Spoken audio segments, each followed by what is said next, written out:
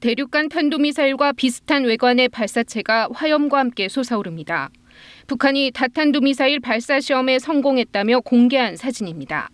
북한 매체들은 여러 개의 탄두로 각각의 표적을 격파하는 능력을 확보하기 위한 시험이었다며 분리된 탄두들이 설정된 3개의 목표 좌표들로 정확히 유도됐다고 주장했습니다. 미사일 기술력 고도화 목표 달성에서 중대한 의미를 가지는 개별 기동 전투부 분리 및 유도 조종 시험을 성공적으로 진행했습니다. 중장거리 고체 탄도미사일 1단 엔진을 사용했고 170에서 200km 반경 범위에서 시험을 진행했다며 기만체 분리, 개별 기동 탄두부 분리 사진도 함께 공개했습니다.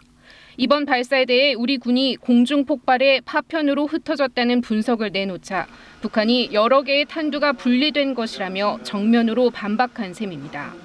비행운이 곳곳에서 목격되고 우리 군 당국의 실패 발표도 나온 상황에서 실패가 아니다, 이것을 강조하려는 차원에서 구체적인 사진을 공개한 것으로 보입니다. 앞서 북한은 2021년 1월 제8차 노동당 대회에서 다탄두 기술을 개발하고 있다고 밝혔는데 다탄두 능력 확보를 위한 미사일 발사 시험을 공개한 것은 이번이 처음입니다. KBS 뉴스 이효영입니다. 다탄두를 탑재한 탄도미사일은 최고 고도를 지난 뒤 탄두 여러 개를 분리합니다.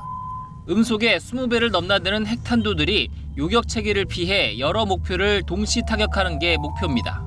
핵을 보유하고자 하는 국가들에게 궁극의 무기처럼, 그리고 이것을 보유하면은 상당한 억제력이 생기는 걸로 대부분 평가를 하고 있죠.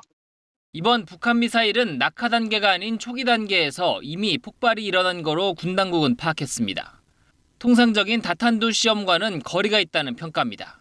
북한이 오늘 아침에 다른 내용으로 공개를 하였는데 그것은 기만과 과장을 위한 수단에 불과하다고 생각합니다.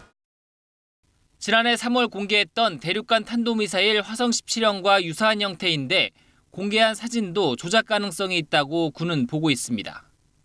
전문가들도 이번 미사일 시험은 한계가 뚜렷하다고 평가합니다.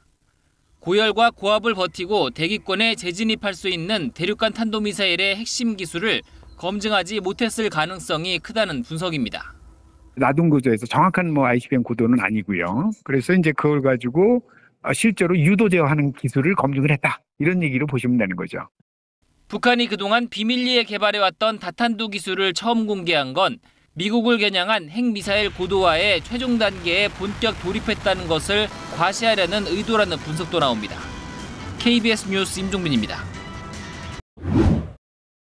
오늘 오전 5시 반쯤 백령도에서 바라본 북한 상공에 비행체가 흰 궤적을 그리며 올라갑니다. 북한에서 뭔가를 하늘로 쏘아 올렸습니다. 지그재그로 비행운을 그린 비행체는 갑자기 빙글빙글 돌며 추락하기 시작하고 이내 공중에서 궤적은 사라져버립니다. 위로 죽어나는 게 아니고 각도가 꺾어지면서 바닥에 떨어지는 것처럼 그런 식으로 이제 하다가 없어졌습니다.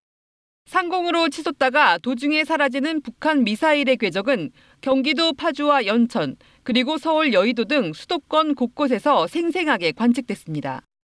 무슨 그런 움직임이라도 비행기도 아니고 드론도 아니고. 합동참모본부는 평양 인근에서 발사된 미사일이 함경북도 알선 방향으로 날아가다 공중 폭발했다고 밝혔습니다. 미사일 파편은 대부분 원산 앞바다에 떨어졌고 일부는 발사 장소에서 최대 250km까지 날아갔습니다. 군 당국은 북한이 극초음속 미사일 시험 발사를 했을 가능성에 무게를 두고 있습니다. 지난 4월 초 발사했던 극초음속 미사일의 성능 개량을 시험했을 수 있다는 겁니다. 북한의 이번 미사일 발사 도발은 핵추진 항공모함 루스벨트함의 부산항 입항과 이번 주 예정된 한미일 3국 다영역 훈련 프리덤 엣지에 대한 반발 성격이라는 분석도 나옵니다. KBS 뉴스 고은입니다.